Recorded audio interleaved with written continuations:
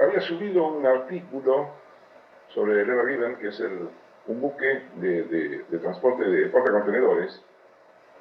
No es el más grande del mundo, pero es grande. Tiene una densidad para 20.000 TEUs. Recuerden que el TEUs, después lo vamos a ver un poquito más con detenimiento cuando veamos el contenedor. Es el contenedor, la medida internacional del contenedor, de 20 pies. Si ustedes miran los camiones que pasan por alguna avenida o alguna ruta, van a ver que hay contenedores cortos y contenedores largos. Los contenedores cortos son los de 20 pies, los largos son de 40 pies. Es decir, de 6 metros de largo y de 12 metros de largo, ¿sí? Si usamos el sistema métrico decimal. Para el cálculo de estos buques se utiliza una medida de transporte de contenedores que es la de 6 metros. Eso no significa que en el buque no puedan entrar contenedores de 40 pies. Lleva 20.000 contenedores de pies, que acá tenemos que admitir todos. Si admitimos esta proporción en un buque de 40 pies y llevamos todos los contenedores de 40 pies, no va a llevar 20.000 contenedores, va a llevar 10.000 contenedores, ¿se entiende? ¿No? Es una precisión. Ahí yo ese tema lo estuvimos discutiendo en el instituto con alguien que sabe, el capitán Ocampo, capitán del Tomar, Javier Ocampo, el doctor Ocampo, que cuando, y que nos pasa aquí en el Río de la Plata, cuando un buque va haciendo la travesía, lo que sucede es que hay distintos factores que hacen a la navegación del río. Uno de ellos es que me está entrando gente con B larga. ¿Qué está pasando ahí? Buen día, profesor. El profesor de la sala 1 nos pidió que entráramos en la sala 2 y 3 porque él está haciendo unos estudios y no nos puede dar clase hoy. Ah, bueno, perfecto. Bienvenidos. Gracias. No hay ningún problema. Gracias, profesor, y disculpe la interrupción. No hay problema, Gustavo, está todo bien. Entonces decía que hay factores en la navegación, por ejemplo, en el Río de la Plata. El Río de la Plata que este año es un año, entre el año pasado y este año, se han dado cuestiones extraordinarias en nuestro país, que no se ve por ahí reflejado en la prensa, pero que en definitiva estamos todos de alguna forma relacionados.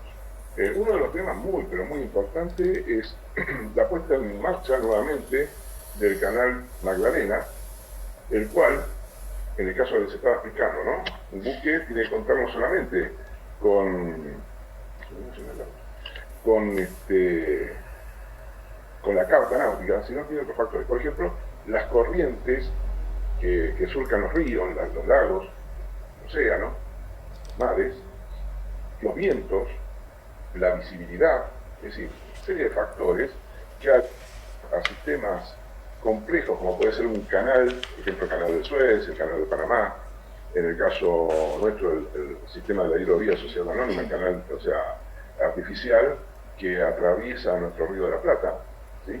Si ustedes se fijan en un mapa, van a ver el Río de la Plata, Montevideo, enfrente está lo que se llama Recalada, y hay un lugar donde se fondea. Fondear es estacionar el buque, o sea, se suelta el ancla y queda fondeado hasta que se le da el permiso para ingresar al canal. Es un canal que puede ir un buque de ida, buque en los términos es subida, cuando el buque va de subida y viene una de bajada, el de subida tiene que esperar a que pase el de bajada, porque como no tiene freno, no hay otra forma de hacerlo. Y aparte pasan bajada uno de subida, uno de bajada, uno de subida, así se va intercalando de acuerdo náutico que haya. Lo mismo sucede en el canal de Suez, lo mismo sucede en el canal de Panamá. Ese del canal de Suez es que este superbuque tiene, al llevar carga de contenedores, ofrece una resistencia al viento muy grande, muy severa. Y lo que sucedió es que, bueno, la naturaleza no sabe de buques, no sabe de canales, no sabe nada, y bueno, lo explico. Bueno, decía entonces, se desató un viento en la estepa egipcia, y ese viento era muy fuerte, hizo que el derrotero del buque se inclinara y queda varado, es decir, su quilla, parte del canal y ahí queda varado. Y Es tan poco lo que se sabe de esto. Yo escuchaba a la clase periodista decir, no, pero ¿cómo se van a perder los 60 millones de dólares en un día y que el buque? Bueno, es lo que cuesta. Yo les comenté que cruzar el canal de Panamá, que es más caro, porque tiene un sistema, el océano Atlántico y el océano Pacífico, a la altura del istmo de Panamá, no tiene la misma altura. Entonces, se fijan, siempre se mide a nivel del mar. Esa es nuestra regla. Entonces, serie de canal que es artificial, obviamente, hecho por y trazado por la misma persona que hizo el canal de Suez, tiene la particularidad de un sistema de esclusas, es decir, esclusas, no son esclusas. ¿Para qué? Para ir simulando la altura del agua y que el buque pueda traspasar de un punto a otro, es decir, del Pacífico al Atlántico o viceversa. Bueno, ese peaje, ¿sí?, limpio, es decir, si uno no utiliza el sistema de tiro por propulsión externa, es decir, que un trencito lo vaya llevando desde un cabo y lo va guiando por el canal, sale $450.000 el cruce, el peaje. ¿Sí? Eso que pagamos nosotros cuando vamos a la costa, o a cualquier otro lado donde ya que paga el peaje, bueno, eso sale usar un buque. Y lo mismo sale el peaje que hay que pagar para entrar a la hidrovía del Río de la Plata. Yo había hecho un cálculo así somero del peaje, el práctico, que remolque maniobra, más la tasa por qué sé yo, un buque de 140 a 180 metros de eslora está pagando unos 120, $140.000. ¿Se dan cuenta? Entonces, ¿por qué les comentamos todo esto? Porque puede suceder que algún día tengan suerte y les llegue un caso de estas características, un asunto de estas características al estudio, y por lo menos ustedes saber qué herramientas tienen que utilizar y si se ven sobrepasados por este tipo de conocimientos, bueno, ya saben que hay distintos abogados que se especializan en estas lides, diríamos. Bueno, dicho esto, que supongo que lo habrán leído y si no lo leyeron, bueno, no lo leyeron, no puedo decir nada. Está ahí en el campus. Yo trabajo mucho más con Facebook, pero Facebook no acepto alumnos que no han aprobado la materia. Cuando la aprueban sí los acepto. Y ahí más o menos escribo una serie de actualizaciones constantes en todo lo que tiene que hacer con el que hacer, para la redundancia, lingüe aeronáutico, espacial, generalmente y ferroviario. También carretera. Aviso de transferencia, ¿qué quiere decir eso? Bueno, decíamos entonces, vamos a ir al ferrocarril. Ya terminamos una de las partes importantes, que era el personal aeronáutico, y vamos a entrar en una serie de contratos. Antes de definir los contratos, vamos a ver de qué se trata cada sistema y cómo se llega a esos contratos. La ley que tenemos más antigua y que seguimos utilizando es la 2873. ¿Me escuchan bien ahí? Porque yo no veo a nadie, voy a apagar la cámara. Así sí, se lo escucha bien. Se escucha bien, perfecto. Igual apago la cámara Perfecto. con duda. Se lo escucha perfecto. Bueno, muchísimas gracias. Por Bueno, nada. cualquier cosa avisan, ¿sí? Bueno, decía la ley, las que ya la conocen, porque la hemos visto, la 2873, recuerdo, esa ley que es del siglo XIX, ni más ni menos. ¿Ya? Es una ley utilizada para el derecho aeronáutico. No para el derecho aeronáutico, sino para un contrato aeronáutico en algún momento, hace unos años atrás. Obviamente que esta ley ha tenido distintas modificaciones conforme la evolución, o mejor dicho, la involución de nuestros ferrocarriles. Vamos a tocar ese tema ferrocarriles y vamos a tocar el tema también carretero. ¿Qué significa esto? Bueno, hay un significante a tener en cuenta. Recuerden ustedes que cuando comenzamos a hablar de estos temas, específicamente del ferrocarril, tan antigua, 18 de noviembre de 1891 y promulgado el 25 de noviembre de 1891, esto no es que lo tengan que saber, es para ubicarnos en tiempo y espacio. Decíamos que había sido una revolución en el mejor y más amplio sentido de esta palabra. ¿Por qué?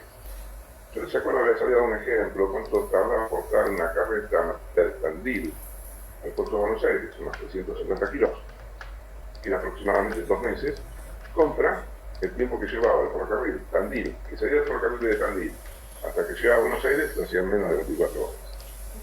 O sea, es una cosa, es como viajar ahora a la estratosfera desde Buenos Aires a Tokio. Lo puedo hacer, no de Buenos Aires porque no tenemos estación espacial, pero ya comenzaron a vender los boletos para esos títulos.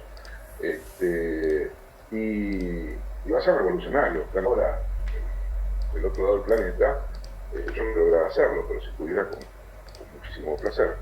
Sería una forma de transporte más que interesante. La cuestión es que, acá sigo admitiendo gente, decíamos entonces que siempre nos ubicamos por espacio, eso le daba la fecha de esta ley, pero también fue algo realmente revolucionario. Para nosotros hoy por hoy, lo más revolucionario que podemos acceder es el viaje en aeronave. Buenos Aires, Miami, que es la Meca ahora, bueno, la Meca era París, era otros países donde está parte de los mejores y más interesantes museos. Bueno, había otra forma de ver la vida. Hoy es más, un poquito más de compra, de shopping, ¿no? Como se decir. Bueno, Buenos Aires, Miami, estamos en 8 horas. Buenos Aires, Atlanta, estuve 9 horas. Es imposible. Recuerden cuando yo les comenté, un vecino de aquí de Perry, que había ido de Nueva York con Buenos Aires, y esa ruta había sido tomada por unas empresas grandes que hubo, que es Pan American, y tardaba 8 días en hacer Nueva York, Buenos Aires, y era un tiempo rapidísimo si lo comparábamos con un viaje en buque que por ahí tardaba 15 días, o 16, 18, depende del tipo de buque. Y dependía de, bueno, una serie de condiciones climáticas, meteorológicas, con las cuales no se contaba todavía el conocimiento preciso de la. Así que, salimos un poco a la imaginación, el tren fue de algo fantástico para la época. Y fíjense ustedes que nuestro trazado de ferrocarril de vías, es decir, de vías en uso, llega a su máximo exponente 55. Luego hay una revolución y comienza la decadencia del ferrocarril con respecto a la del transporte carretero. Si ustedes se fijan, es muy sencillo leer la historia. Te van por la ruta 2 y a su derecha o a su izquierda, depende de la altura de la ruta, van a ver que paralelamente va el ferrocarril. Cualquier persona en su sano juicio diría, ¿para qué dos transportes de esta magnitud paralelos? Tendrían que ser cruzados, centameros. Pero bueno, eso es, ahí ustedes pueden plasmar esa competencia que hubo entre el viejo mundo y el nuevo mundo, es decir, entre una Inglaterra, que después de la Primera Guerra Mundial comienza su ocaso, ¿sí? No puede pagar sus deudas y comienza a pagar sus deudas con parte de su patrimonio, en este caso ferrocarriles tanto en la India. Bueno, la India es muy interesante, yo sé que por ahí no les interesa la India, pero a mí me resulta interesante porque la India fue un país que tuvo un paralelo con nosotros en su historia, más allá de que sean culturas totalmente diferentes. Pero en cuanto a la cuestión de cómo los británicos sabían dividir, el otro día fue la fecha de nacimiento de Nicolás Maquiavelo. Y él dejó varias enseñanzas en ese sentido. Una de ellas los ingleses la utilizaron perfectamente. Eso yo siempre insisto en conocer, porque el conocer nos da la oportunidad de ver las cosas de otro punto de vista. Y los ingleses estudiaban todo, todas las culturas, entre otras las indias y entre otras la nuestra. Nos mandaban sus científicos, que tenían doble carácter. Por un lado eran científicos, por otro lado eran espías. Todos los tipos tomaban nota, hacían los mapas, hacían la localización en la ciudad, dónde estaba la policía, así que en aquella época eran ejércitos irregulares, no regulares, como conocemos a partir de la creación de ejércitos regulares por parte del gobierno de Sarmiento, etcétera, etcétera. ¿Y qué hacían? Bueno, divide y reinarás. Entonces, cuando tenían alguna etnia que estaba medio enojada con otro, le fabricaban un país. No tenían 2 países para pelearse entre ellos. Mientras ellos se peleaban, los ingleses le daban las armas, le daban el transporte y aparte se llevaban la materia prima, porque ellos necesitaban eso para poder fabricar, para darle valor agregado a todo lo que después nos vendían en todo el mundo. Nosotros, por ejemplo, nos vendían desde recado de caballos, ponchos de Manchester. Por eso a veces la gente dice, no, porque no hay nada más argentino que un gaucho. Y el gaucho en aquella época se vestía con ropa inglesa. Pero es una cuestión de ver las cosas de otro punto de vista. Y en la India el trazado de ferrocarril que se sigue utilizando hoy en día, como se sigue utilizando hoy en día en nuestro país, a diferencia de nuestro, fue desarrollándose más aún. Y hacia nuestro, y del europeo y del norteamericano, siguió evolucionando. En cuanto a tendido de vía terrestre, tienen algo que nosotros tuvimos mucho tiempo después, que son los estudios de la agrimensura. Los mejores estudios de agrimensura los van a encontrar en la India. ¿Por qué? Porque hubo un agrimensor que creó un aparatito, mejoró un aparatito que es el teodolito, que le permitió durante 20, 25 años hacer toda la agrimensura de un país como la India, que tiene cordones montañosos, tiene selvas muy tupidas, sistemas hídricos muy abundantes. Bueno, no fue en vano, yo digo, hoy nos vamos a llevar un regalito a casa de conocimiento, porque esta persona logró medir la altura del cordón montañoso más alto del mundo, cuyo pico más alto es la idea de cualquier montañista, poder escalarlo, que es el Everest. ¿Sí? ¿Escucharon hablar del Everest? Bueno, el monte Everest, el monte más alto del mundo, se llama Everest porque Everest es que creó todo el sistema de mensura, hizo toda la medición, no solamente de un país como India, sino también del cordón. Lamentablemente él no pudo llegar a la cima, no pudo medir, lo midió en base a cálculos y a instrumentos, pero el que logró llegar a la cima fue su auxiliar, su estudiante predilecto, su pupilo, en fin. Bueno, ya saben por qué se llama Everest el Monte Everest. O sea, todos los ferrocarriles llevan a Roma, sería, ¿no? Bueno, sí, también. Ahí puede olvidar el ferrocarril. Bueno, volviendo un poquito de nuevo a la República Argentina, esta competencia entre el ferrocarril y el transporte carretero hizo que el ferrocarril cayera en decadencia, se comenzaron líneas, cada gobierno que venía cerraba más líneas, desde el gobierno de Aramburu, pasando por el gobierno de Frondizi, posteriormente otro golpe muy fuerte fue en el gobierno de Onganía, otro golpe muy fuerte y ya prácticamente no quedaba posibilidades con el gobierno de Videla, y termina desarrollándose esta historia con el gobierno de Menem, que se hace algo que es revolucionario para la época. Esto no es una defensa, es historia, y no es político, es historia, para que no me hacen sonar las llaves y esas cosas. Se concesiona la dotación del ferrocarril, es decir, se vuelve a lo que se hacía hasta 1947-48, la explotación del ferrocarril en manos privadas. ¿Qué podemos sacar de bueno? No mucho, pero sí demostraciones. Por ejemplo, que el ferrocarril de cargas es muy importante. Tal es así que ahora se están venciendo parece mentira, las concesiones de ferrocarril de carga. El ferrocarril de carga siendo explotado por manos privadas, porque deja dinero. De hecho, deja mucho dinero. Se supone que con ese dinero hay que respaldar el ferrocarril de transporte de pasajeros, cosa que no sucede en general, pero no porque no se pueda hacer, porque nuestra sociedad no se pone de acuerdo muchas veces, con lo cual el gobierno no puede consolidar lo que yo llamo política de Estado, es decir, la organización del transporte en nuestro país, de todos los modos de transporte, es decir, carreteros, marítimos fluviales y aeronáuticos. Nosotros pudiésemos, ahora vamos a ver la 24.921, así muy por arriba, que es la ley de multimodal, si nosotros hubiésemos entendido qué es el sistema de ferrocarril, posiblemente no hubiésemos cerrado la cantidad de ramales que se cerran y estaríamos muchísimo mejor costo a los fletes, es decir, el costo de la merca para trasladarla a un punto, que es muy importante al momento de sacar los costos de una ¿verdad? Y aparte, para poder venderlo a tiempo, que ese es otro tema también muy interesante.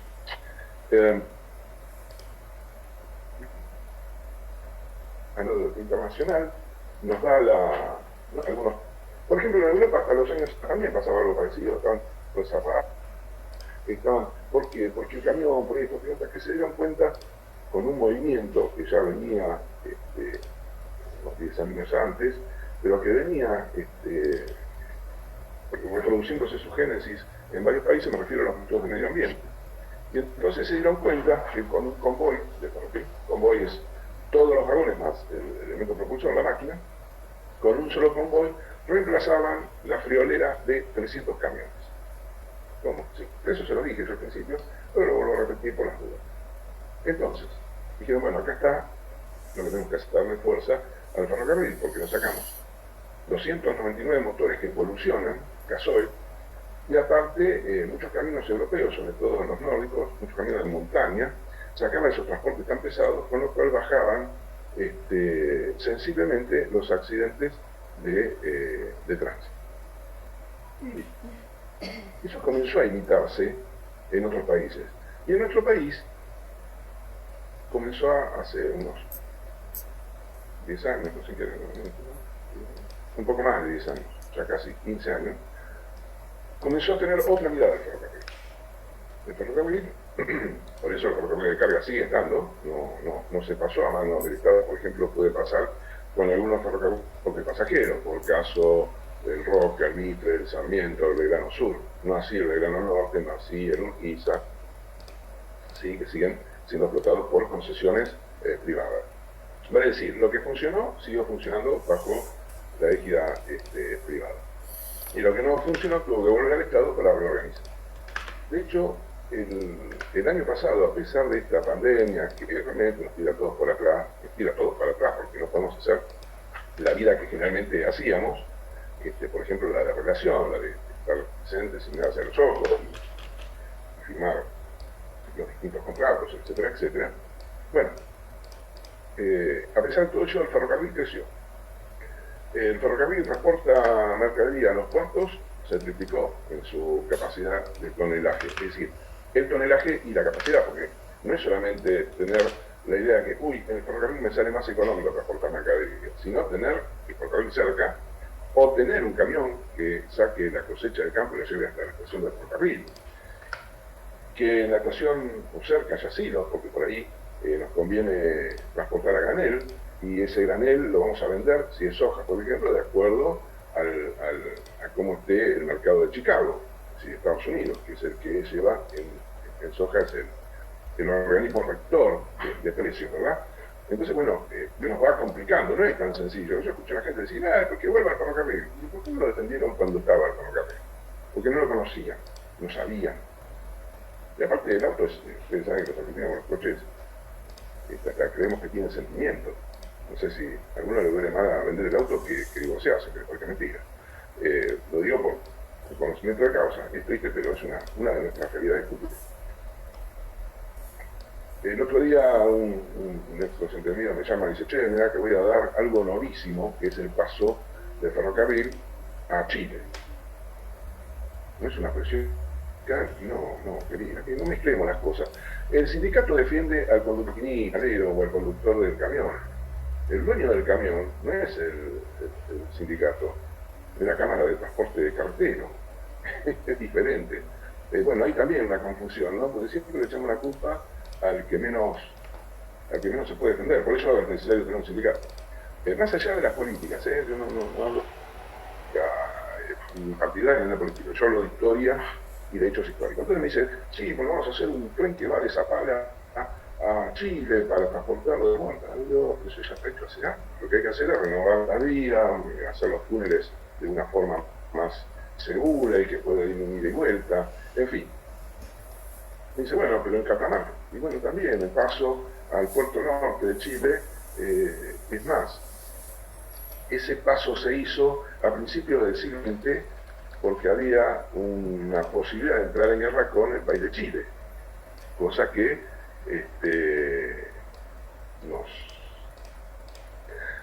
nos pasó hasta 1978, no hay nada nuevo en nuestra historia, ¿sí?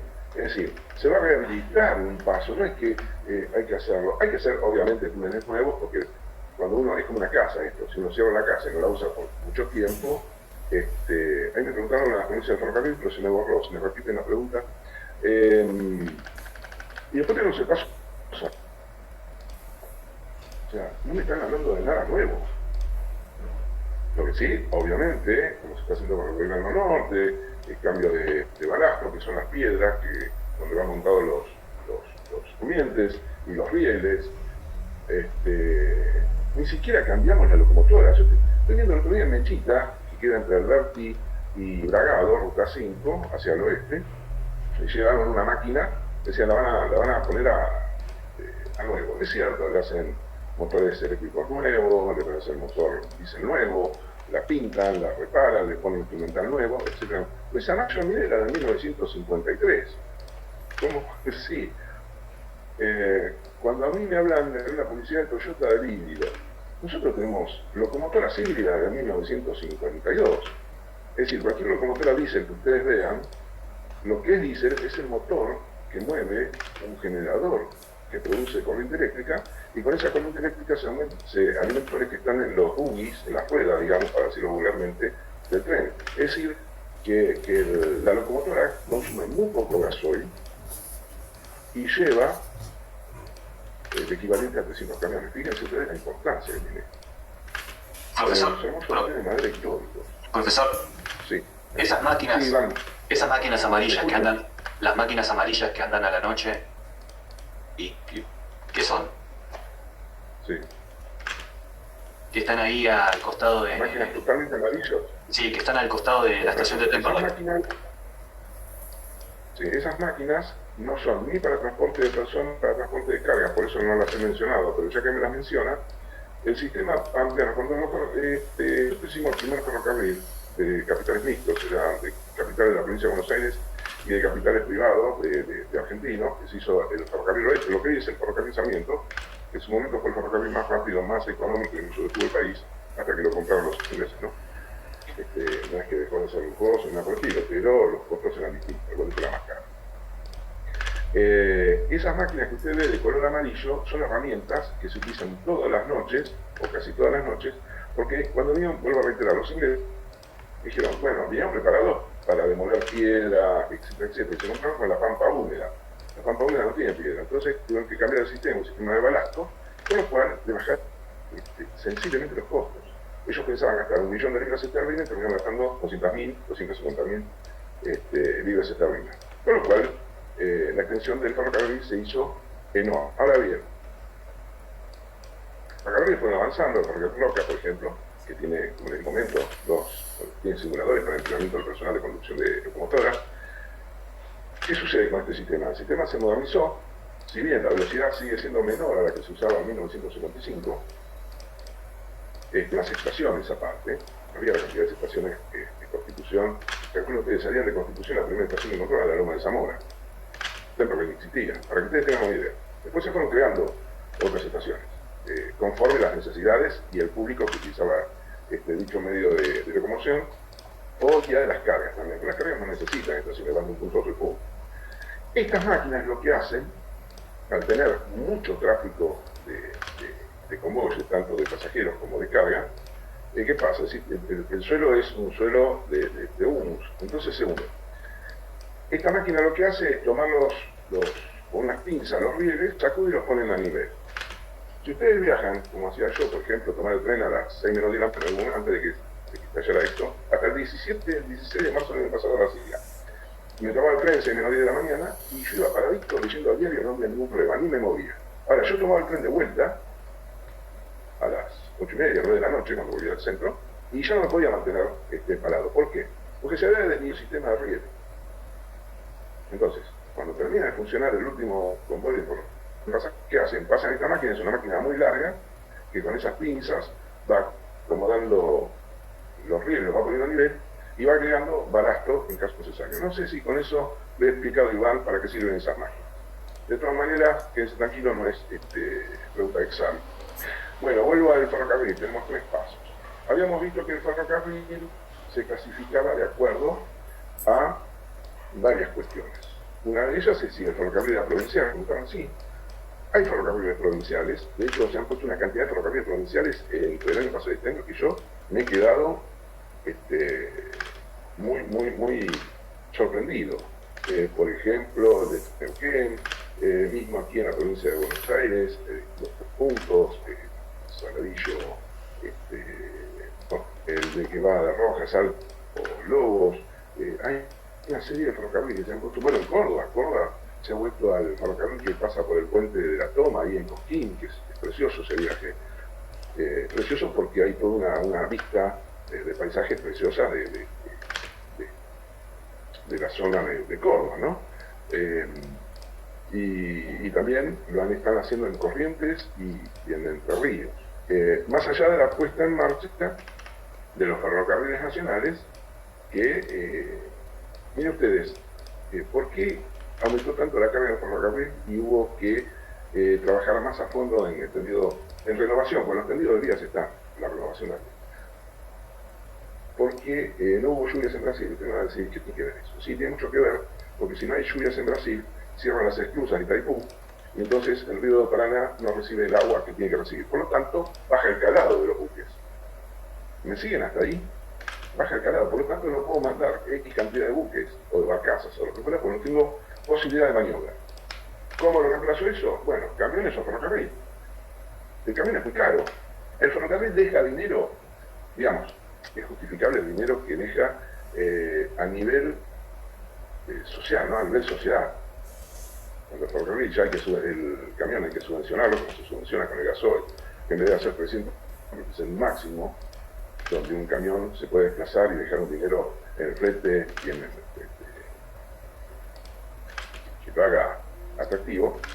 Y por ahí el camión hay que hacer 1.200 kilómetros, 3.000 kilómetros cuando iban a Ushuaia, a Río Grande, Tierra del Fuego, Tierra del Fuego. Fíjense ustedes, cuando uno no tiene una política de Estado y no utiliza el ferrocarril, no utiliza el buque y nos dedicamos a utilizar solamente el camión, la cantidad de dinero que se nos va en subvención. Pero aparte, el dinero que pagamos de más en el valor de lo que adquirimos, frutas, carnes, legumbres o cualquier otro objeto que necesite transportarse de un punto a otro. Fíjense, nadie lo piensa. Bueno, no es que nadie lo piensa, sí hay mucha gente que lo piensa, sí, la gente que conoce lo piensa, obviamente. Y por suerte, la gente que piensa se ha volcado desde hace unos 15 años a esta época a renovar las vías férreas. Y esto, para que se queden tranquilos, los que no sé quién habla del sindicato, se está trabajando codo a codo entre las distintas cámaras, que son los propietarios de las concesiones o la explotación de ferrocarril o de vehículos camineros, y las autoridades nacionales y las autoridades provinciales. Yo estuve hace poco, mañana tengo otra, estuve hace poco en un seminario que duró varios días sobre el río Paraná. Y ahí pude conocer gente de los que trabajan en el puerto, los que trabajan activa, los que trabajan en el buque, los que trabajan en la naviera, los que transportan la mercadería hasta el puerto, pueden ser camiones, portacontenedores, o trenes portacontenedores, o a granel. Gente de gobierno provincial, esto se hizo en Santa Fe, gente de gobierno nacional, y todos de acuerdo. Porque la verdad es, el transporte lo necesitamos. Nosotros, yo ya les dije, estamos en un país espacial y necesitamos transportar lo que producimos. Y dentro de lo que producimos hay cosas que no son solamente granos. Había llevado a los alumnos a la terminal Zárate, el complejo Zárate Campana, que tienen un sistema de puerto que permite, la especialidad de ellos son los vehículos automotores, pero pueden permitir cualquier tipo de carga siempre que sea en contenedor. Además tiene una terminal ferroviaria enorme, entonces llega todo por buque. Y yo le preguntaba al señor, al gerente que maneja todo eso, es un holandés, que lo traje al colegio de abogados a charlar un par de veces. Digo, pero escúcheme, y todo se va, ¿y lo que entra? Dice, mire, hace poquito transportamos no sé qué cantidad de molinos eólicos, ahora está muy de moda hablar de lo eólico, pero también es un campo que no se conoce mucho y no es nuevo tampoco. Bueno, cada pala de ese molino que está para producir energía eléctrica mide unos, bueno, depende del modelo, pero en general 26 metros de largo. 26 metros de largo. ¿Cuántos carretones necesitamos para llevar una pala de eso? Y un carretón por pala. Son 3 palas, más las columnas, más los motores, más todo eso. Y necesitamos movilizar unos 10 camiones aproximadamente. Son camiones que van con carretones, por lo tanto hay otros vehículos que van acompañando y que vayan sumando litros de combustible. Más personal, más. Y usted como dice, nosotros llevamos en un solo viaje. Lo cargaron sobre el ferrocarril y el ferrocarril lo llevó hasta San Juan. De ese Molino a San Juan, que creo, por lo menos hasta el momento, no tengo actualización por ahí, para pronunciarlo, pero hasta este momento, o hasta ese momento, el molino eólico más alto de la República Argentina, pues estaba siendo colocado en un cerro donde hay vientos regulares, que es lo que necesita un molino eólico para mover sus palas y así poder producir energía eléctrica. Así que fíjense ustedes que el ferrocarril tiene una historia muy antigua, tiene pasos muy antiguos. Entonces, ya sabemos que en la clasificación de ferrocarriles provinciales hablamos de ferrocarriles nacionales en este caso, ¿sí? Nacional, por ejemplo, el ferrocarril Roque, con el solo hecho de salir, de bajar o subir pasajeros en Hipólito Yrigoyen, incluso el Riacho del Hoyo está en provincia. Por tanto, un Estado federal pasa a provincia, con lo cual se convierte automáticamente en un ferrocarril nacional, ¿sí? O cuando va de Carmen de Patagones a Río Negro, ¿sí? Entonces ahí cruza provincia y también es nacional. Bueno, acá tengo un problema con mi teléfono. A ver, disculpen, decía entonces que los pasos solamente hay que cambiar, solamente no, porque yo se lo dije, este es un sistema tremendamente complejo, pero nos da la posibilidad de volver a transportarnos a Paraguay, de volver a transportarnos a Bolivia, de volver a transportarnos a Uruguay. Hay ahí toda una idea de transporte o terminal con Brasil, pero, el 60% del transporte internacional va a utilizar el espejo de agua denominado Océano Pacífico. Por lo tanto, cualquier persona que tome el mar República Argentina y diga, bueno, hay que exportar vinos, me tengo que traer los vinos de Mendoza hasta Buenos Aires o hasta Bahía Blanca o donde sea, no importa. Qué distinto es si el vino lo cruzo a Chile y lo embarco en Chile. Ahorro kilómetros, ahorro tiempo, seguridad, porque en la manipulación se puede romper algún palo y romper la botella de vino. Ustedes saben que por ley todo el vino que sale de la zona de Cuyo, voy a hablar específicamente de Mendoza, tiene que ser envasado en origen. Yo cuando era chiquito venían las tolvas con vino, esos vagones tanque, como los vemos ahora que llaman petróleo, que llevaban vino. Y acá en la zona del Pacífico porque el tren se llama así, la línea es ahí en Juan B. Justo y Santa Fe, más o menos se ubican, sí, Santa Fe. De ahí había una serie de bodegas que era donde en función del explotador, se llama muy rápido el cartel. Por favor, repite. Pero el Estado Nacional, me pone Iván, ¿qué cosa con el Estado Nacional? No, profesor, le decía que parece conveniente para el exportador exportar desde Chile, pero ¿es conveniente para el Estado Nacional que lo haga? Sí, por supuesto. A ver, no confundir transporte de mercadería con soberanía, no tiene nada que ver. Si yo tengo que ir de Mendoza a Chile, carrete completo, con cajas de vino, no lo vamos a mandar a China, que ahí ayer se armó un lío con China, con una compañera mía de colegio secundario, después quiero quitar tiempo. Obviamente nos va a resultar mucho más económico transportarlo. Incluso aunque no utilice ferrocarril con Chile, me conviene cruzarlo en camión. ¿Cuántos kilómetros me ahorro? ¿Cuántos kilómetros hay hasta de Buenos Aires? Unos 800 kilómetros aproximadamente, 900 kilómetros. Fíjese usted, es simple. Si total, usted como Estado Nacional, lo que le importa al Estado Nacional es que mercadería, que venda mercadería, todo sí puede ser. Porque ingresa moneda, dólares. Necesitamos para adquirir cosas que no fabricamos en nuestro país y que son necesarias para mantener, digamos, tratar de llegar a un equilibrio con la sociedad. ¿Verdad? No, al Estado le conviene. De hecho, el Estado impulsa esto. Si hay alguien que ha impulsado esto, ha sido el Estado Nacional. Que, vuelvo a reiterar, no ha sido todavía una política de Estado, como a mí me gustaría, y ya vamos a ver por qué. Pero sí, Iván, no le quede duda, al Estado Nacional le conviene. ¿Cuánta plata se ahorra, por ejemplo, en mantenimiento de ruta? Porque no transportan los camiones. ¿O cuánto ahorra en transporte ferroviario? el Estado, porque digamos, la explotación es privada del ferrocarril de carga. Lo que banca las vías, el material rodante, etcétera, etcétera, es el Estado, no se confunda. No se confunda. Porque ya le digo, es un sistema de ferrocarril extremadamente complejo, por lo tanto caro. Ahora, ¿cuándo deja de ser caro? Cuando uno lo comienza a apreciar desde el punto de vista del medio ambiente, de la seguridad, de la rapidez, de ciertos factores que dicen, bueno, sí, conviene invertir en esto. Le doy un ejemplo más sencillo, por ahí digo más complejo. Una vez una señora preguntó ahí, ¿por qué no falta en la ruta Cholita, por decir un lugar? Ya se hizo famoso Cholita por el tema de los incendios. Y pues no le conviene al Estado. ¿Para qué? Para que pasen 2 camiones por día, un camión por día, 3 coches.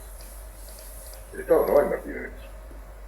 Pero la gente de Cholita sigue siendo argentina, necesita medicamentos, necesita transporte. Bueno, ponemos a disposición de Cholita una línea aérea de Fomento, es la única que quedó en el mundo, que es la AVE. Entonces la AVE va una vez por semana, le lleva los medicamentos, le lleva todo lo que entre dentro de la carga que puede transportar una AVE. No necesitan hacer un aeródromo de asfalto, y llevan máquinas que pueden atravesar en cualquier tipo de pista, y nos sale muchísimo, pero le puede hacer muchísimo más económico que trazar una ruta. Ahora, el día que Cholita se transforme en un polo industrial, o en un polo turístico, o en un polo de paso cordillerano, donde se justifique la inversión de construir una ruta, no, fantástico será. De hecho, sí ha hecho. Mire, hasta incluso la ruta Mar del Plata se hizo un poco por intereses de algunos sectores, que comenzaban a dejar el tren, porque el auto les daba mayor privacidad, por ejemplo. Por eso les digo que es interesante conocer un poquito la historia, porque nos da una visión un poco mucho más amplia de ciertas políticas, o de ciertos renunciamientos, o de ciertas creaciones que quieren hacer, y que ya estaban. O sea, intento transmitirles es que si ustedes, bueno, esta materia, para que se vea que trata estos temas, pero si se accede a este tipo de conocimientos, es muy difícil que puedan vender gato por liebre, como diría mi madre. Tal vez no puedan contra alguna medida o algún interés externo o interno, pero por lo menos van a saber de qué se trata. Y eso es lo que a mí me interesa que ustedes se lleven para sus casas. El tema de que no hay nada nuevo. Me acuerdo en una época que estaba el Sogaray Parle, que era de, me acuerdo el partido yo, de la UCD. Él era ingeniero aeronáutico. Ingeniero civil con prestaciones en la Fuerza Aérea, fue capitán de Fuerza Aérea hasta que se retiró. Este muchacho, la cabeza a todos los argentinos que se podía hacer la aeroisla. Uno habla de aeroisla y enseguida se acuerda del ingeniero Álvaro Alzogaray. La aeroisla es un proyecto del año 1930, chicos. Digo, perdón, ¿no? Pero es muy antiguo. O sea, que con don Álvaro yo no tengo problema, pero me quería vender gato por liebre. Y no estaba bien eso. No habla bien de una persona. Yo no voy a hablar mal de él, menos como, o sea, no tiene forma de defenderse, pobre hombre. Pero hay cosas que no me gustan. No me gusta que engañen a mis alumnos o a mis vecinos o a amigos. La verdad que no me gusta. Por eso soy abogado. Si no hubiese sido tal vez otra cosa, ¿no? O eso a otro tipo de temas.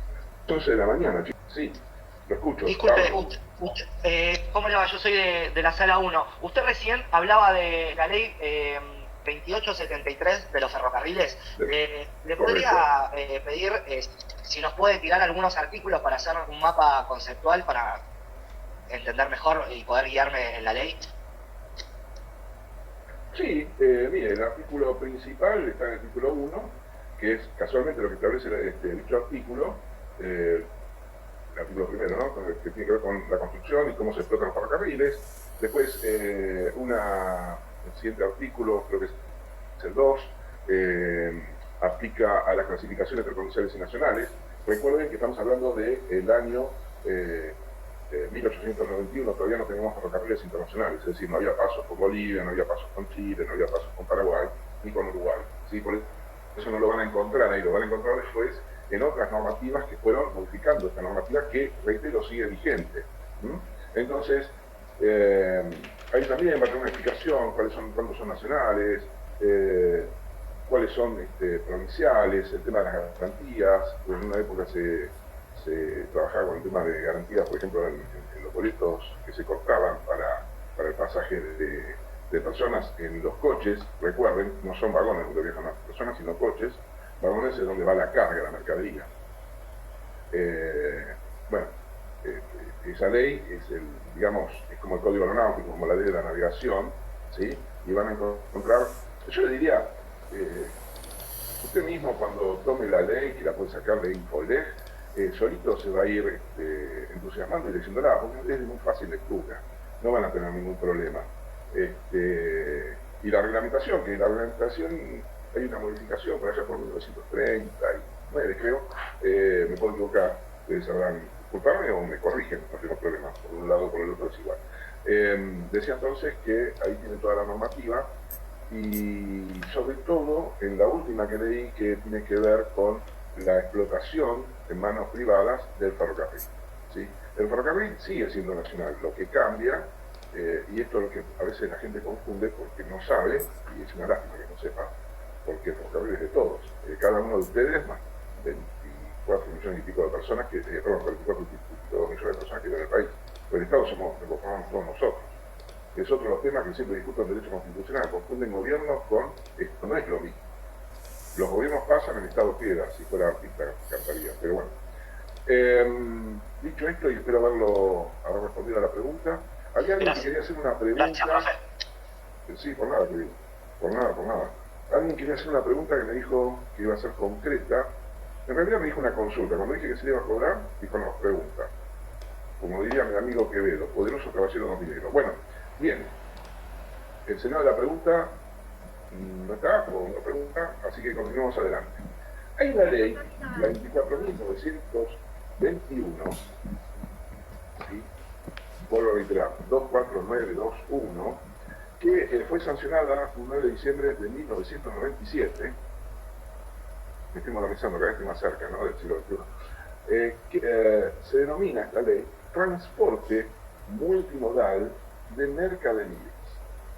Es decir, quedan exceptuados los pasajeros, ¿sí? El tren de transporte de pasajeros, el buque de transporte de pasajeros, el ómnibus de transporte de pasajeros, y tiene que la aeronave de transporte de pasajeros. Bueno, eso queda exceptuado. El artículo primero, siempre el artículo primero nos da, en cualquier ley, ¿sí?, la orientación de que trata esta ley. ¿Y dónde se aplica? Y establece que se aplica este transporte, ¿sí?, en el ámbito nacional, pero también, y esto es interesante, en el sistema internacional, de todo aquello que sea transporte de mercadería.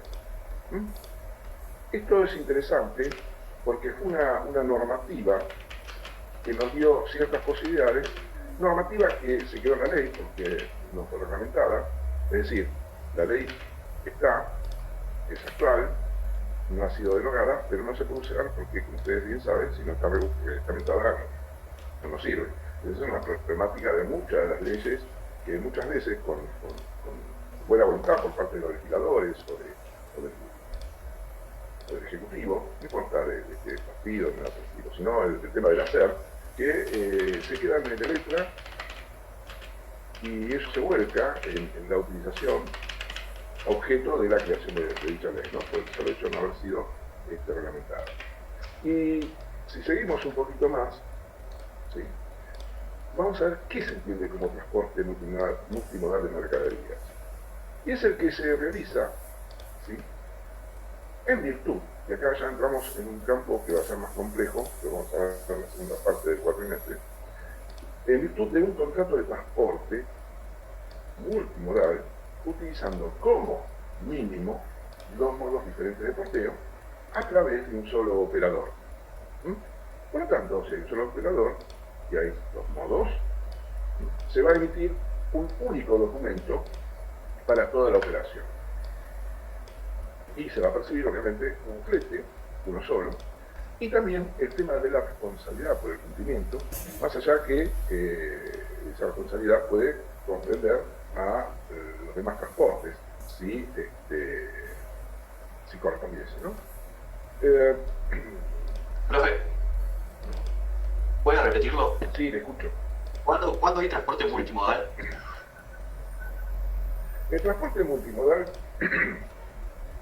es aquel que se utiliza, ¿sí?, como mínimo con dos modos.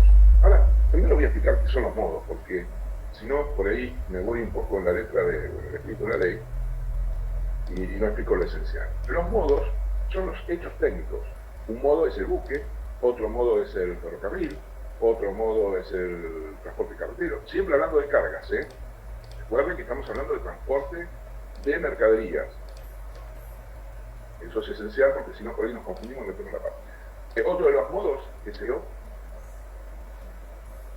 Y ya están los cuatro modos que conocemos, porque va a utilizar en esta ley. ¿Qué es lo que se ha querido hacer, o qué ha querido el legislador establecer con esta normativa? Bueno, ahora no lo vamos a ver porque todavía no hemos llegado, eso es en la segunda parte de esta materia, el tema de los contratos de transporte. En la actualidad, si ustedes quieren transportar arándanos desde Tucumán, ciudad de Tucumán, a la ciudad de Denver, ¿sí?, va a tener por lo menos tres contratos. Un contrato del camión que lleva desde el lugar donde se produce el arándano hasta el aeropuerto, que es donde se paletea el arándano arriba de las aeronaves para ser transportados a Estados Unidos. Ustedes recuerden que para Estados Unidos el arándano es más que una fruta, es como una especie de, no quiero decir un medicamento, porque no corresponde, pero veo que va contra los radicales libres, bueno, hay una serie de virtudes que tiene este fruto que es muy apreciado por la cultura norteamericana. Me refiero al 65% de la población norteamericana, la que se denomina la población puritana, ¿verdad? Entonces es un fruto que hay que llevarlo rápidamente. Se utiliza el modo. Entonces, pero usted tiene un contrato con el camión desde el lugar donde se recolecta, donde se envasa el producto, se pone en condiciones para poder ser manipulado, encargado y transportado a 8.500 kilómetros de distancia o 9.000 en forma aérea, y ahí va a bajar en el aeropuerto y seguramente un camión lo transportará hasta una logística que luego lo entregará a los distintos épocas de expendio, ¿verdad? Entonces tenemos un contrato de carretero.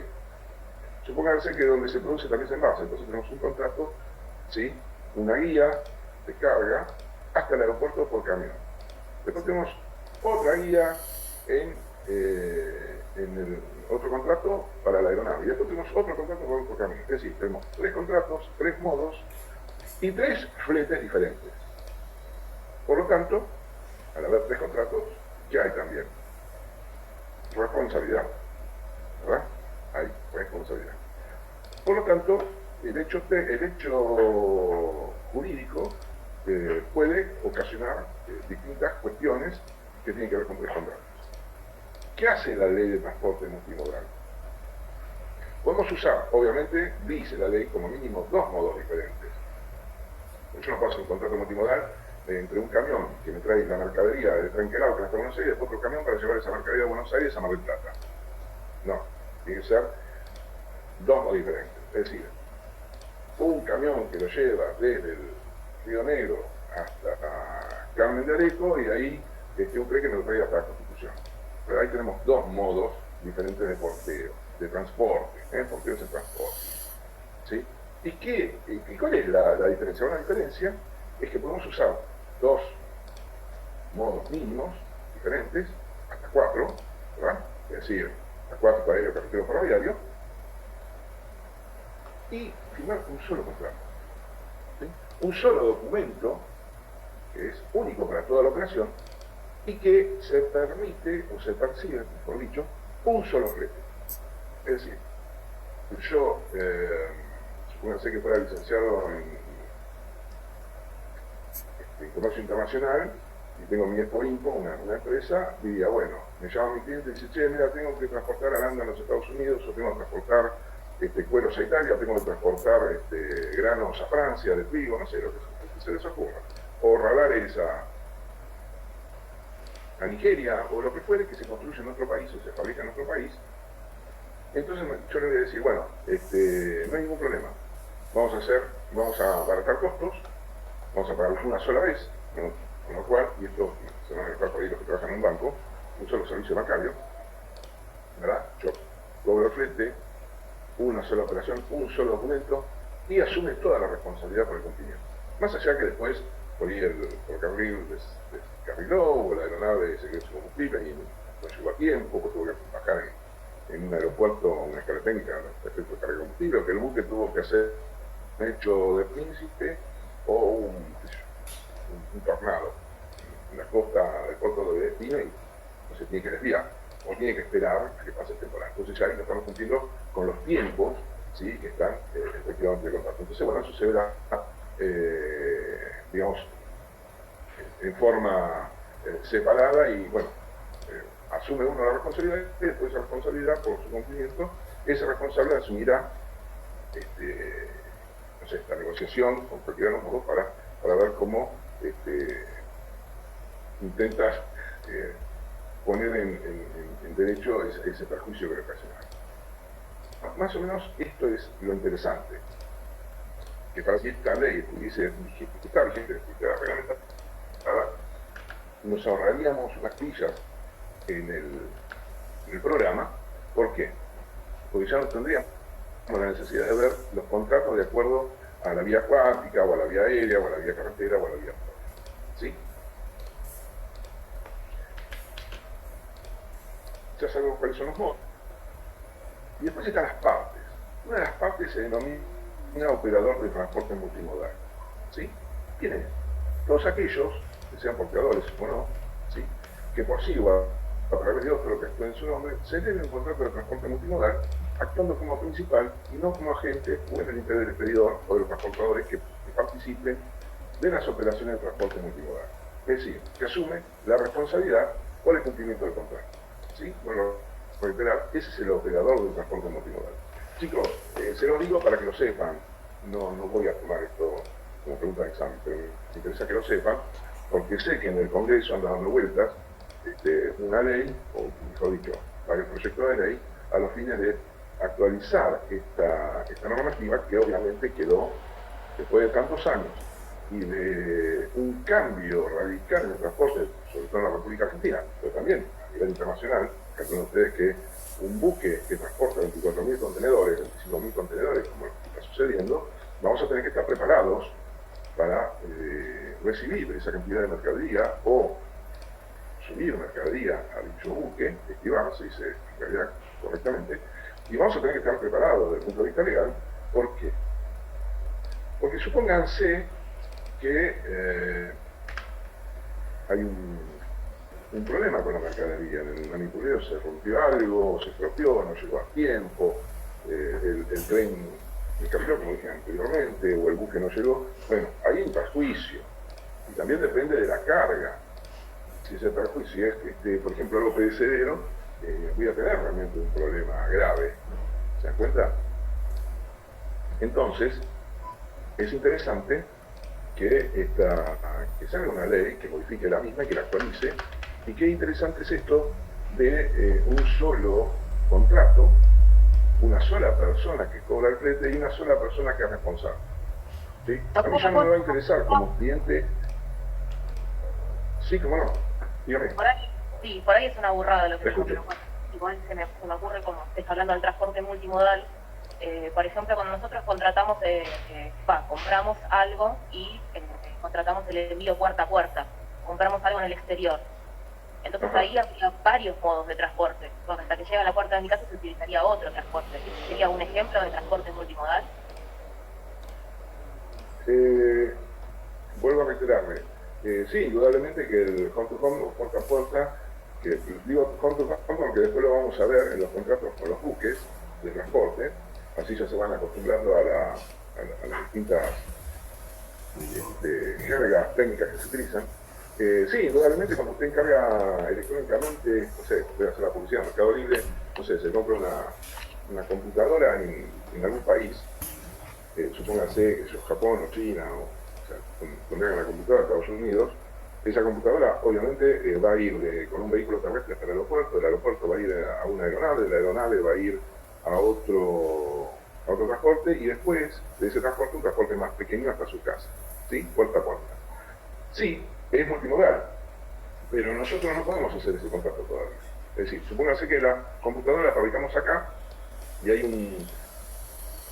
un pariente nuestro que vive en España y nos dice, che, quiero comprar una computadora, es cierto que en Argentina hacen buenas computadoras, le digo, mira, en realidad no las hacen, las ensamblan, que es diferente, pero sí hay, y son buenas, están bien ensambladas, tienen buenos materiales, buena memoria. Entonces él sí puede, lo que va a pasar es que va a haber un contrato multimodal de parte de él para comprarla. Pero nosotros no, vamos a tener que hacer un contrato de transporte de Río Grande hasta Buenos Aires, supuestamente por ahí hacemos la logística en Buenos Aires. Ya vamos a ver lo que es logística también un poquito, se me da un punto de tiempo, creo que no me va a alcanzar, estamos ya en 11:45. Wow. A ver si se puede dar, pero nosotros no podemos hacer. Vamos a tener un contrato con el camión que la trajo, vamos a tener un contrato con la aeronave que la llevó y un contrato con el otro camión que se le acercó hasta su casa o la camioneta o lo que fue. ¿Se entiende? El ejemplo, y no es una burrada, aparte yo le digo, nadie nació sabiendo, o sea que, y para eso está la materia, ¿no? Para que pregunten, porque acá como siempre digo, ustedes piensan que aprenden de mí, en realidad el que aprende soy yo de ustedes. Lo que quiero significar es que siempre se aprende, ¿no? Y aparte le digo algo, y me voy a divagar ahora, como dicen algunos, el burro es mucho más inteligente que el caballo. Lo digo porque me acordé que hablé de Everett y que hablé del Teodorito, los agrimensores, y antiguamente, como no había Teodoritos, se usaban los burros. Un animal extremadamente inteligente. No sé por qué le pusieron burro. No sé por qué todo el mundo, cuando uno no sabe, lo nombra al pobre burrito, pero el burrito es uno de los seres más inteligentes que hay sobre la faz de la Tierra. Dicho esto, dejo de divagar y vuelvo a la ley. Espero haber explicado más o menos, que me preguntarán. Entonces, bueno, volvemos. Estamos, si no nos recuerdo, en el operador. Se denomina operador de transporte multimodal. Después hay otra figura que es el depositario, que es la persona que recibe la mercadería para su almacenamiento en el curso de la ejecución de un contrato de transporte multimodal. Entonces acá, ¿cómo es esto? Almacenamiento, bueno, logística. Lo que toman el tren Roca, cuando llegan a la altura de Avellaneda, de la estación Costequi, ahí a su izquierda, en la dirección a la Constitución, van a ver carriles, galpones, naves se denominan, logística. Esas empresas de logística lo que hacen es recibir la mercadería, la almacenan y luego la distribuyen. ¿Sí? En distintos modos, depende de que se elija la mercadería. ¿Sí? Ese es un depositario. Así que, digamos, la ley no se puede usar, pero sí tenemos logística. De hecho, incluso hasta la Ciudad Autónoma de Buenos Aires ha creado un polo de logística por ahí por la ruta la autopista Cámpora. ¿Sí? Ahí al sur, digamos, vendría a ser al norte del Parque de la Ciudad, para que más o menos se ubique. O la continuación de Avenida 25 de Mayo de Lanús, el puente que cruza el Riachuelo, que es nuevo, bueno, lo comunican con esa autopista, que termina en La Ruchiera. Aquí, doctor, en la zona donde estoy yo, también hay un... Se llama... Buenos días. ¿En qué zona estás? En La Matanza estoy yo. En La Matanza, donde era la fábrica de la Borgward, pusieron un centro de logística muy grande, vienen camiones de Brasil, de Chile, de Uruguay. Donde era la fábrica Borgward. Bueno, eso es la figura, eso sería la figura del depositario, si la ley 24.921 estuviese reglamentada. Muy bueno el ejemplo de La Matanza. Bueno, nos deben el nombre a nosotros, lo de La Matanza. Pero no importa, eso es para un recreo, para charlar en un recreo. Volvemos a otra de las figuras, que es el transportador. Que acá no decimos transportador, decimos el porteador. ¿Y qué es el porteo? ¿Sí? Entonces, en el inciso correspondiente, dice transportador o porteador efectivo. Es aquella persona que realiza todo. Transportero. Transportador o porteador efectivo. Transportador o porteador es lo mismo. Lo que pasa es que acá, como estamos hablando de un solo contrato que trabaja con distintos modos, ya directamente hablamos de porteador. Se habla del porteo. Y es toda aquella persona, ¿sí?, que va a realizar, en parte o totalmente, el transporte o porteo de mercaderías en virtud de un contrato con el operador de transporte multimodal para el cumplimiento de ese contrato de transporte multimodal. ¿Sí? Es el que lleva. El portador puede ser el camionero, puede ser el capitán del buque, puede ser el comandante de la aeronave, puede ser el conductor de la locomotora. Digo, los que dirigen el modo, ¿no? El hecho técnico. Ahora vamos a ver repartir lo que dice el depositario, se acuerda de esa persona que recibe las mercaderías, y entonces, ¿qué teníamos que crear? Teníamos que crear una estación, se denomina estación de transferencia o interfaz. ¿Sí? Una instalación, yo recuerdo que hace un tiempo atrás me llamó una ex alumna de Corrientes porque le dije que de la arquitectura le habían pedido que proyectara una estación de transferencia. Y yo dije, mira, puedo hacer toda una estación de transferencia o interfaces, pero mira que la ley no está reglamentada. Le dije eso para que la chica no se tirara la pileta sabiendo si había o no agua, ¿verdad? Es una instalación, como por ejemplo vamos a ver los puertos, ya sean fluviales, lacustres, marítimos, depósitos fiscales, almacenes, puertos secos. Puertos secos saben qué es, ¿no? Bueno, se ve que sí. Aeropuertos, playas para el transporte terrestre ferroviario, cartero. Es decir, todo aquello que haga a los distintos modos de transporte con una adecuada infraestructura que pueda soportar la llegada de esos distintos sistemas de transporte y con, obviamente, dotada con todos los equipos para el manipuleo de esas cargas. Profesor, cuando hablamos de manipuleo de carga, nos referimos no solamente a las cargas, sino también a los embalajes. Así que en la jerga son los contenedores, que ya hemos visto que es un contenedor, más o menos, ya lo vamos a ver por ahí un poquito más de profundidad. Las paletas, acá se castellanizó el nombre de pallets, o bolsas, o cualquier otro que pudiera utilizarse, ¿sí? Y que tiene que ser, obviamente, apto para la transferencia de un modo a otro de transporte en forma eficiente y segura. En general lo que se hace es paletear dentro de contenedores y lo que se traslada de un modo a otro es el contenedor, ¿sí? Tiene que haber una terminal de cargas también, ¿sí? No confundir la transferencia o interfaces con carga. ¿Por qué? Porque en la terminal de cargas, que es una estación de transferencia, se pueden almacenar los contenedores o cualquier otra unidad de carga, y donde también se pueden realizar tareas de unitarización de carga, llenado y vaciado, como así también consolidación de contenedores y otras unidades de carga. A ver, acá voy a parar un poquito porque me van a matar. Consolidación. ¿Qué quiere decir? Vamos a hacer un ejemplo lo más sencillo posible. Supónganse que nosotros estamos, como dijo Wade, Matanza, y en la Matanza hay varias personas que quieren exportar lo que fabrican, que tiene un valor agregado. Por ejemplo, hay una fábrica de bicicletas que tiene un contrato y le vendió 80 bicicletas perfectamente embaladas en sus cajas respectivas a Rotterdam o a los Países Bajos. Vamos a los Países Bajos. 80. Y resulta que también hay un señor que tiene un contrato de venta con los Países Bajos y tiene que mandar 8.000 pares de zapatos. Marroquinería. Y por ahí hay otro señor que tiene que enviar, no sé, en la Matanza fabrican hay metalúrgica, hay mecánica metalúrgica en la Matanza, y tiene que enviar, no sé, ollas, por decir algo. Y tiene que mandar 5.000 ollas. Los bultos, desde cada lugar donde se origina la construcción o fabricación de dichos elementos, van a estar paleteados, es decir, los van a poner en cajas para preservar la mercadería, ¿sí? Van a estar pinchados, van a estar colocados en una paleta, seguramente con plástico termodeformable van a lograr una unidad. Esa paleta se sube a un camión, ese camión lo va a llevar al depósito. Lo mismo va a pasar con las cacerolas o las ollas, lo mismo va a pasar con los zapatos. Una vez que están allí, como entre estas mercaderías no hay ningún problema, no es que una va a dañar a la otra, ¿sí? No tiene químicos, no tiene nada que pueda dañar una a la otra, esos pares se van a meter dentro de un contenedor. Esto se llama consolidar. Cuando yo pongo distintas mercaderías en un solo contenedor, se llama consolidar, ¿sí? La consolidación se puede hacer en distintas etapas.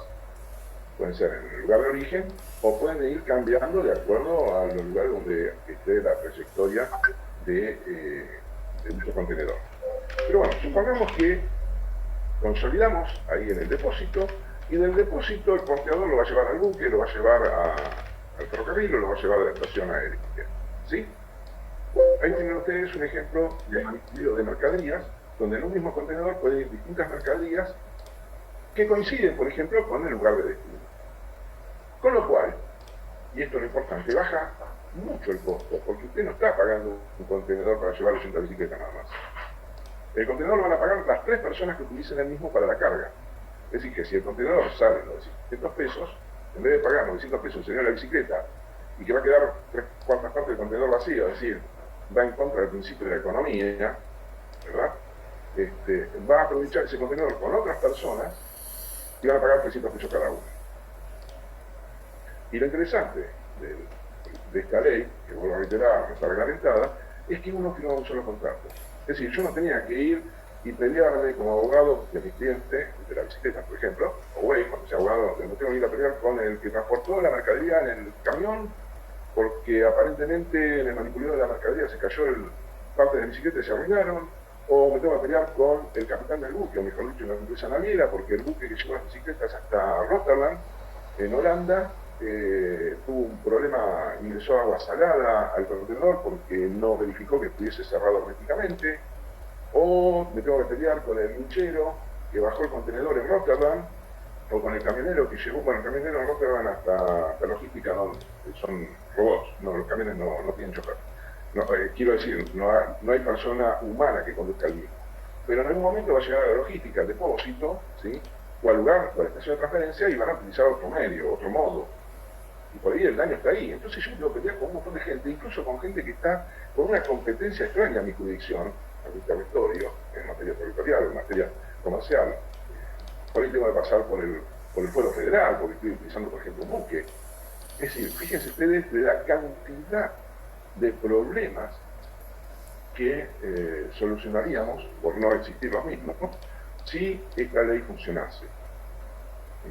Tendríamos que pelear contra una sola persona, con aquel que firmó el contrato, punto. Después, el que firmó el contrato, obviamente, tendrá que repetir de los distintos modos, de los distintos porteadores, pero eso es un problema del otro.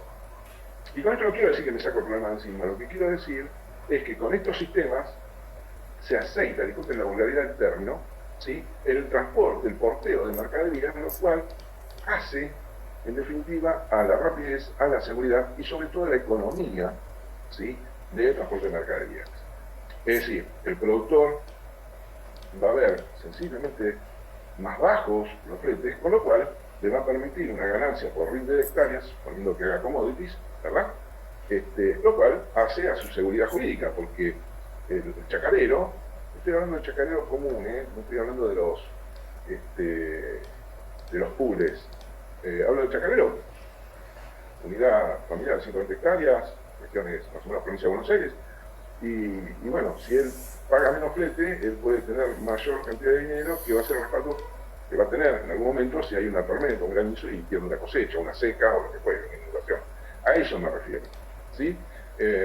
Y de eso se trata esta materia, de explicarles a ustedes un poco de qué se trata esto del transporte. Qué importante para un país espacial como el nuestro tener los medios de transporte coordinados, con una política de Estado que implemente las mismas, porque nos quitamos muchos dolores de cabeza. No hay pérdida de mercadería, o la pérdida de mercadería, a ver, esto voy a hacer hincapié siempre, no hay accidente cero, no hay. El ser humano no domina aún los fenómenos meteorológicos, por ejemplo.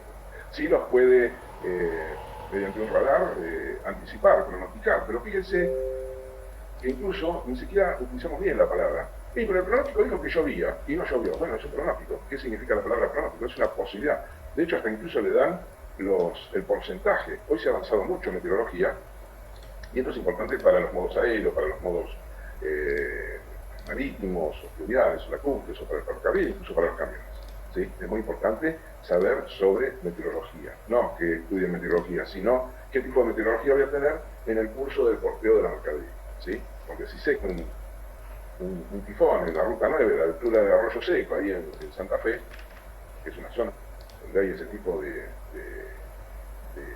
fenómenos, ¿qué hago con el camión? Lo paro a un costado de la ruta, paro el tren, espero que pase el fenómeno meteorológico y después continúo. Tardaré un poco, pero la mercadería llega a destino salva y sana. No, eso es para otra cosa, sana por lo menos. Me fui para el lado de las personas, así que me disculpo. Bueno, creo que con esto podemos dar finalizado un poco de qué se trata el transporte ferroviario y carretero, los distintos contratos.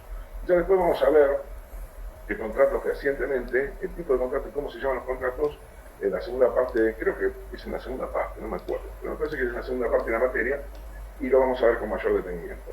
Así que, pero vaya empezando en esta ley 24.921, que fue una ley que es viejita, ¿no? Porque se sancionó en diciembre del 97 y que lamentablemente no podemos utilizar. Eso nos podría haber ayudado un poquito más. Siempre lo que se hace hacia adelante sirve y estaba en el espíritu de esta ley que no la podemos concretar hoy día. No obstante, está bueno que ustedes lo sepan, porque cuando salga la nueva ley, si es que sale, ustedes ya van a tener aceitado el conocimiento, ¿no? Y en caso de que trabajen para un porteador, por una empresa de camiones o lo que fuese, ustedes van a tener un conocimiento un poco más fehaciente, es decir, no van a caer en algo muy nuevo, que ya lo saben.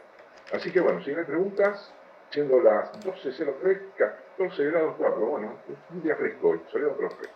Ya no la Solís, no la vi hoy, ¿en qué andará?